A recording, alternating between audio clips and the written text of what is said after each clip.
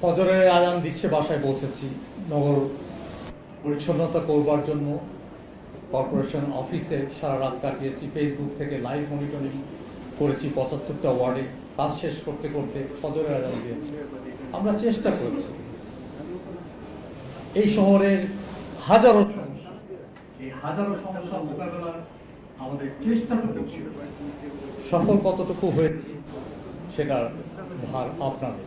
কিন্তু আমাদের মনে আমরা ব্যথিত হই, আমরা কষ্ট পাই যখন আমাদের এই চেষ্টাগুলোকে বিভিন্নভাবে মুছে ফেলার চেষ্টা করা তো দূরের কথা, বিভিন্নভাবে অপপ্রচার এবং প্রশ্নবিদ্ধ করার চেষ্টা করা হয়। তখন কিন্তু আমরা সত্যি কষ্ট পাই।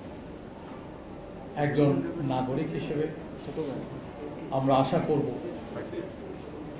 যে কোনো ইতিবাচক কাজের সূচনা যদি নতুন নেতৃত্ব আসে, সেটাকে এগিয়ে নিয়ে জনগণের সেবায় নিয়োজিত করাই হোক তাদের উদ্দেশ্য।